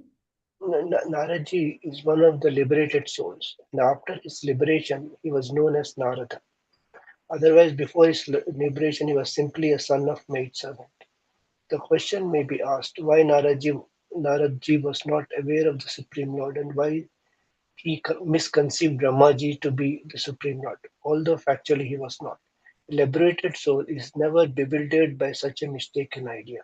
So why did Naradji ask all these questions just like an ordinary man with a poor fund of knowledge? There was such bewilderment in Arjuna also, although he is eternally the associate of the Lord. Yeah. Stop? Yes, please continue. Yeah. Such bewilderment in Arjuna or in Narada takes place by the will of the Lord, so that other non-liberated persons may realize the real truth and knowledge of the Lord. The doubt arising in the mind of Narada about Brahmaji's becoming all-powerful is a lesson for the frogs in the well, that they may not be bewildered in misconceiving the identity of the personality of the Godhead, even by comparison to a personality like Brahma, as to what to speak of ordinary men falsely pose themselves as God or an incarnation of the God. Thank you, Prabhuji. So here clearly Bhagavatam is saying that sometimes the Lord Himself inspires His great devotees like Narada Muni or Arjuna to get bewildered in order to show the truth for benefit of people in general. So these great souls, they would anyway get benefited. They are already on a liberated platform, but through their example, common people will learn their lessons and will not consider a jiva soul or an ordinary personality or even extraordinary personalities, the common people, they would not mistakenly consider them as the Supreme Lord. And in the last part of the purport, Srila Prabhupada gives example of Maharaj Yudhishthir. Srila Prabhupada says that Maharaj Yudhishthir, he was such a righteous king. He used to rule the kingdom exactly based on the instructions he got from Lord Krishna and Bhishma. Bhishmoktam tatha Achyutoktam. First canto of Bhagavatam says, Yudhishthir Maharaj ruled the kingdom exactly on that platform. And because of his righteous rule, sometimes Yudhishthir Maharaj is also compared to the righteous rule of the Supreme Personality of Godhead, like Lord Ramachandra, for example. And Prabhupada mentioned that what to speak of comparison of Yudhishthir Maharaj's rule to that of Lord Ramachandra, we see that Yudhishthir Maharaj sometimes through his ideal behavior also seems to uphold the principles of religion even higher than the Supreme Lord. How? Prabhupada gives the reference that in the battlefield of Kurukshetra, Krishna one time asked Yudhishthir Maharaj to tell the lie that Ashwatthama, uh, not Dhritarashtra, Dronacharya's son had died, and Yudhishthir Maharaj was not agreeing. He protested, mentioning this lie, and he said Ashwathama, and then very quietly he said the son of Dronacharya died, and Dronacharya thought that Yudhishthir can't speak lie, and he left his weapons, put his weapons down, and that time he was killed. So Prabhupada mentioned that it might seem that Yudhishthir Maharaj, he holds morality even higher than Lord Krishna himself. But that righteous rule of Yudhishthir Maharaj or that upholding of the morality by Yudhishthir Maharaj does not make him the supreme person. He still remains a jiva and a very exalted devotee, but he cannot equal to the Supreme Personality of Godhead just based on his meritorious qualities. Why? Because Supreme Lord does not become supreme, he is always supreme. So his devotee may be great, but they can never ever become the Supreme Lord on the platform of Supreme Lord because of their meritorious character. They always remain subservient to the Supreme Lord. So even Lord Brahma himself, he may be the topmost of the personalities in this cosmic manifestation. He may be the first created living being by the Lord, but still he does not become supreme just on that meritocracy, just based on his exalted deeds or character. Is it clear, Prabhuji's, Mataji's? Hare Krishna. So Brahmaji in this verse, coming back to the translation, is telling Narada that, my dear Narada, whatever you spoke can be, it is okay for the ordinary man to think like that, who is influenced by the illusory energy of the Lord. It is okay or natural for the common man to have this misunderstanding when he is influenced by the Maya Shakti. So in a way telling Narada Muni that only through Maya's influence you are thinking this way. I am not the supreme. So we cover the last 2-3 verses. Text 11. Dhanya Dhameshwari Mataji, you had raised your hand. You want to recite? Yeah.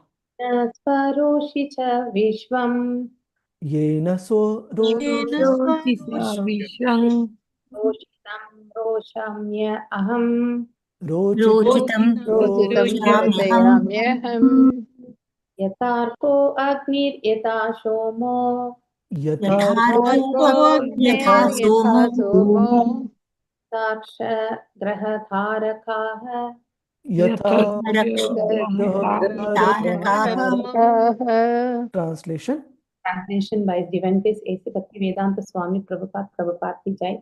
I create after the Lord's creation by his personal effulgence known as Brahma Jyoti, just as when the sun manifests its fire, the moon, the firmament, and the influential planets and the twinkling stars also manifest their brightness. Purport by His Divine Grace A.C. Bhakti Vedanta Swami Prabhupada Ki Jai. Lord Brahmaji said to Narada that his impression that Brahma was not the supreme authority in the creation was correct. Sometimes less intelligent men have the foolish impression that Brahma is the cause of all causes. But Narada wanted to clear the matter by the statements of Brahmaji, the supreme authority in the universe. As we have already affirmed in the previous verse, Narada ji was a liberated soul. Therefore, he was not the one of the less intelligent men who accept a false god or gods in their own ways. He represented himself as a less intelligent and yet intelligently presented a doubt to be cleared by the supreme authority so that the uninformed might take note of it and be rightly informed about the intricacies of the creation and the creator.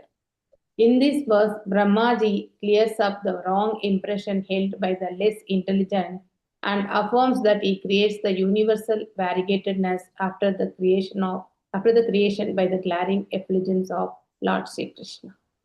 Thank you, Mataji. So Prabhupada writes that so that the uninformed might take note of it and be rightly informed about the intricacies of the creation and the creator. So Lord Brahma is answering to all these inquiries made by Narada in these two statements. Yena swa rochisha vishwam rochitam rochayami aham. That, my dear Narada, I create this cosmic manifestation based on what has already been created by the Supreme Lord. What does it mean? It means that the Supreme Lord creates all the material ingredients, including the gross matter, earth, water, fire, air, ether, plus the intelligence that is required for secondary creation. All this has been created by the Supreme Lord, and using that primary creation, using those elements that the Lord has created, I create on top of that. That means I am the secondary creator, my dear Narada. How? Narada, Brahmaji gives an example. यथार्को अग्निर यथा सोमो यथार्क ग्रह तारकः. just as the sun, it illuminates the moon, and through the sun's energy, even the fire illuminates, and even the firmament. Firmament means, say, for example, in a bulb, electric bulb, not the modern ones, LED and all, but in the old type bulbs, we used to see a firmament made of platinum and all. And that firmament can have its effulgence or burning power only because of the source of that particular energy in electricity and ultimately coming from sun god itself. So just like it is the sun which in turn illuminates the fire, the moon, and the firmament. Similarly, it is the Supreme Lord who originally creates, my dear Narada, and whatever I create, secondary creation, is based on that primary creation by the Supreme Lord. So, what does it mean, Prabhujis and Matajis? 1 second.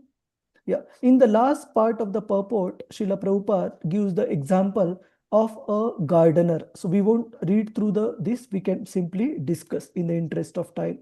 Prabhupada mentions, just as the seed of a banyan fruit has the potency to create a big banyan tree, the Lord disseminates all varieties of seeds by his potent Brahma Jyoti, Swarochisha. And the seeds are made to develop by the watering process of persons like Brahma.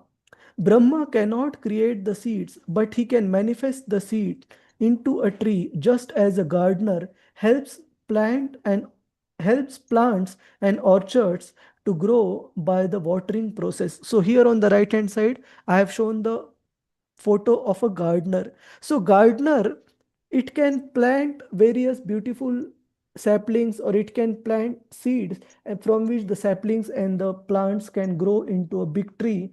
But can the gardener himself make the tree grow? The answer is no.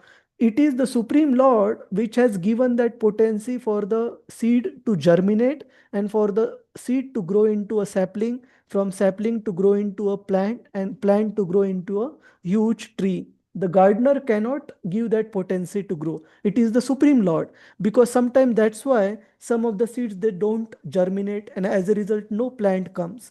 But similarly, Lord Brahma, he is saying that I create the bodies for 8.4 million species of life, but it is the Supreme Lord himself who is the original creator in terms of giving life to those living entities and making them grow and transform and so many things. So my creative potency is secondary and is based on the primary creation that is manifested by the Supreme Lord. So I manifest this entire cosmic manifestation based on the primary creation by the Supreme Lord.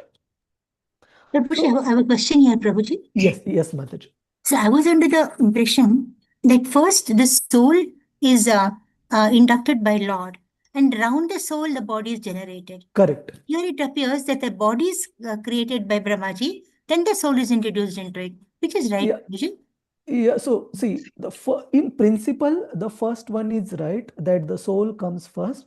But Brahmaji, based on various desires carried by the living entities, creates a suitable bodies to facilitate fulfillment of those desires. So 8.4 million species, 8.4 million types of bodies are created by Brahma, and individual soul is granted the particular body based on his desire. But where are those bodies? The bodies have no meaning without the soul, no, Prabhuji? Yeah, so bodies are like the external covering that are created by Brahma and then assigned to each soul. Okay, so these bodies, say for example, what do we mean by bodies? These species, say for example, nowadays scientists and even earlier, they claim to have found a new species. Does it mean that that species did not exist? That species very well existed. It is only that the scientists are coming to know about it. And when that species existed, we mean that means that species, that body has been created already by Brahma. And based on what criteria Brahma has created the body? So that the particular soul carrying the specific mentality can be assigned that particular body. So the souls, they exist eternally. The bodies are created by Brahma when the creation happens. 8.4 million species of life. little difficult to comprehend, Prabhuji, little difficult. Only To take human example. So does it mean that the body of, our bodies were created before our soul was introduced into? He did no, not no. create. Yeah, go ahead, Prabhuji. One, I think she has one confusion there, Prabhuji. The Yeah. confusion is that all the bodies are not the bodies as it is manifested now, but they are in a seed form. Species, basically. Species is the right word. So say, Yeah. for example, human species. Within human, Brahmaji has created 400,000, 4 lakh species. So what are those 4 lakh species? There are species of Aryans, there are species of aborigine people, like say, for example, the aborigines staying in North Sentinel Island and all. So Brahmaji has created the bodies for different species as the original specimen, and what we see is the replica.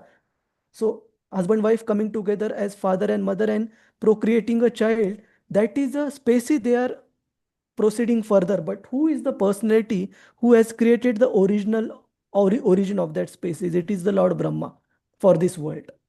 So don't think it literally that, say, for example, if a child is going to be born tomorrow, it is Lord Brahma who is creating. He created the original body for that species, and then the procreation is proceeding further.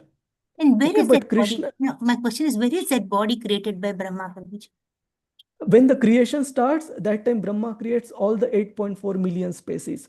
Actually, he doesn't create all at once. He first creates progenitors who are called as Prajapatis, and those Prajapatis in turn create for Brahma.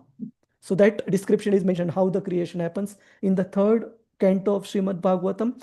What does Lord Brahma create? Say, for example, how does the body come into being? If you refer to the third canto of Srimad Bhagavatam, chapter 6 onwards, the Lord Brahma's prayers for creative energy, you will find how first from the unmanifested matter, how the 3 modes of material nature, they interact with this pradhana, with the unmanifested matter, to create from the mode of goodness, passion and ignorance, in conjunction with the pradhana, unmanifested matter. How do the subsequent elements come into being? Say, for example, first the subtle elements come into being, the ether, and then air, and then fire, and then water, and then earth.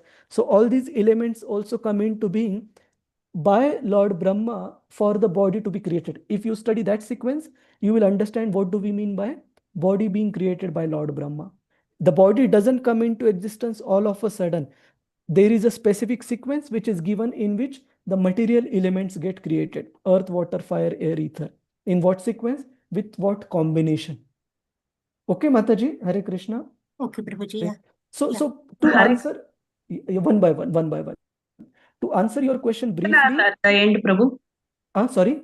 Can I ask question now? Yes, after this, Mataji. Just give me 1 minute. So the 5 elements comprising the body are created first, and those 5 elements are also created in proper sequence. So that is the meaning of body being created by Brahma.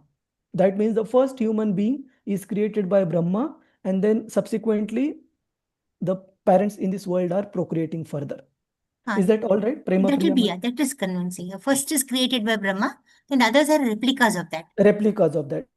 And even that first creation, it doesn't happen all of a sudden. There is a sequence that is given. The what I mentioned, the 5 elements. The 5 elements. Yeah. Interaction and of the 5 how elements. those 5 elements. Yes, Mataji. Yes, Hare Prabhuji. Krishna. Hare Krishna. Hare Krishna. Yes, Mataji. Devika Mataji. My question is very basic, like regarding the soul. Is that soul just exist or it's created by Supreme Prabhu? It is coming from the Supreme, but it is eternally existing. But even before the creation, the soul existed, and the soul is ultimately coming from the Supreme Lord. So the scriptures, Srimad Bhagavatam, does not have description of the soul coming from the Supreme Lord. It only mentions that Supreme Lord is the source, but it has detailed description of the cosmic manifestation creation. How does this cosmos come into existence? It has the description. So that means all the soul exist as old as Supreme? Yes, so that verse is there now. 1 second. Mamai vansho jiva loke jiva bhuta sanatana manashasthani indriyani prakriti sthani karshati in Bhagavad Gita. One more shloka is there, no? Najayate mriyate va katachin nayam bhutva bhavita va na bhuyah ajo nitya shashvato ayam purano na hanyate hanyamani sharire. The description also is Krishna is explaining all these things. Thank you, Mataji. So here it is mentioned that all the living entities, they are eternal. That means they are eternally existing. But ultimately, Krishna also mentions in Bhagavad Gita that they are all coming from him. But as and when they come, that process, we don't have much description, Mataji, in the scriptures. But these two things are true, that souls are eternal, but ultimately they are coming from Krishna. Is that all right? Yes. Devika? Yes. Thank you. Hare Krishna. Hare Krishna Prabhu. That's body is getting, depends upon that consciousness. Yam yam vyadi smaran bhabam yachatyante kalevara. When the time of death, what consciousness they are getting, that body is the souls are getting their next rebirth. That is what I understood, Yes. Prabhu. So basically, oh God, it is 11 minutes past 12. So we will conclude in 2-3 minutes because I need to start the next session. So all the living entities are getting bodies based on their desires, what they have carried in from their past lives, Mataji. Okay, so somebody has got a specific wish or desire to fulfill, and then Brahmaji will facilitate that fulfillment by giving a body which is suitable for that. Okay, so Hare Krishna. Next point which comes is, what is the meaning of these two lines, Prabhuji's, Mataji's? Can we, if we can contemplate two lines of this verse, Ena swa rochisha vishwam rochitam rochayami aham. That Brahma is acknowledging, my dear Narada, I am only creating based on what has already been created by the Lord. What does this signify? Of course, from the straightforward meaning point of view, Brahma is creating based on what is the primary creation made by the Lord, which is correct. But in response to Narada's query that you are independent and you are param, superior to everything, nobody is equal to you or nobody knows as good as you, and you know the creation as good as a person holding a walnut, amalaka fruit, knows the fruit in the hand. So in response to those glorifications by Narada, this statement by Brahma, what does it signify? Prabhuji's, Mataji's, any thought? What does it signify? What is Brahmaji trying to, let me give a hint.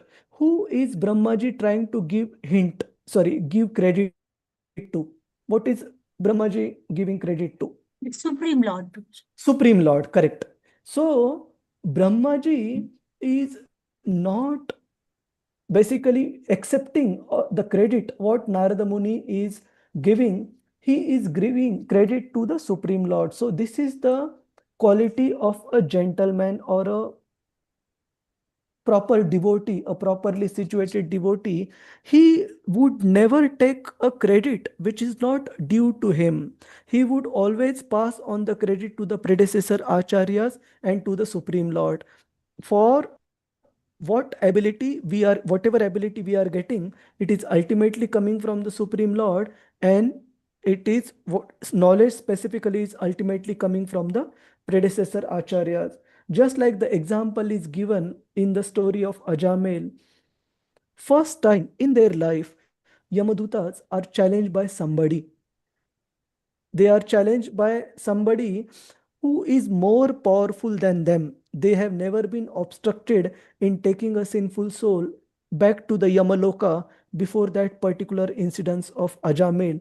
And surprised when the Yamadutas return back to the abode of Yamaraj and they narrate the entire incident to Yamaraj, and they say that they ask Yamaraj that, my dear sir, we thought that you are the supreme. Is it not true that is there somebody more superior to you? And then Yamaraj humbly accepts. He does not give a false impression. He says, my dear servants, you have accepted me as the supreme, but factually I am not the supreme. Above me and above all other demigods, including Indra and Chandra, is the one supreme master and controller. The partial manifestations of his personality are are the Devatas like Brahma, Shiva, and Lord Vishnu. Lord Vishnu is not Devata, he's the expansion of the Supreme Lord. The partial manifestations of his personality are Brahma, Vishnu, and Shiva, who are in charge of the creation, maintenance, and annihilation of the universe. He is like the two threads that form the length and breadth of a woven cloth. The entire world is controlled by him, just like a bull is controlled by a rope in its nose. So Yamaraj is clearly admitting his subservience to Supreme Lord and admitting to the Yamadutas that you have been stopped by the servants of that personality who is much, much superior and all powerful. And I am subservient to that personality. So all the devatas and ultimately you as well, being my servants, you also stand subservient to will of that supreme person. So what we understand is Lord Brahma's ultimate humility in accepting his subservient position by mentioning to Narada Muni that I am not the primary creator. What I am creating is based on the creation made by the supreme creator, supreme Lord. So mine is a secondary creation. Primary creator is Lord Krishna himself. That is the conclusion. So I had planned for 2 more verses, but let's not rush through them. We would conclude with text 11 itself. So now maybe we'll give a minute if there is any other questions or comments or thoughts, Prabhuji's, Mataji's. Hare Krishna. Prabhu, I have a different question. Yes, Murti Prabhuji. Prabhu, I just wanted to know, is there any advantage other than the time factor in the fast track course that is being offered? So main purpose of the fast track course was to cater to those devotees who felt that these long-term courses are taking very long, and to save time, and who have the commitment to be able to give those number of hours for attending the session plus preparation on a daily basis. So for them it was main, Prabhuji. So time is the main thing with which we would be able to progress, but nothing other than that. In fact, Other than that, will there be multiple teachers, Prabhu? Yes. So there will be multiple teachers, and I believe, and I can ask devotees, Rasarangini Mataji, do you share the roster even with the students? Or Prabhu, no, Prabhu, we are not only sharing the teachers roster because in case the teachers are not available, sometimes the students are telling why this teacher didn't come, or they should not be selective of the teacher. So that is also there, Prabhu. Correct. So no, Prabhu, I am very happy with this course. The only thing is, we may cut down a few months, because it's almost 2 years now, and we have not yet completed the second canto. So practically, theoretically speaking, we are taking per canto 1 year. So we can probably cut down 1-2 months, which is fairly easy to do. Prabhu, can I stop live and Hare yes, Krishna? yes, Prabhu. Yeah, Krishna. thank you so much. I think not the host. Okay, Lalita, who is the host? Prabhu, you're the host. Okay, Can you make me the... Yeah, you can make me the host or... Okay, 1 second. 1 minute. Krishna BG name. There is an option to stop. You can just one click, Prabhu. Okay. Yeah. Live stream. Just drop down on the YouTube and you can stop. Actually, sometimes it shows live streams. Okay. It will show, but when you're sharing, it may be difficult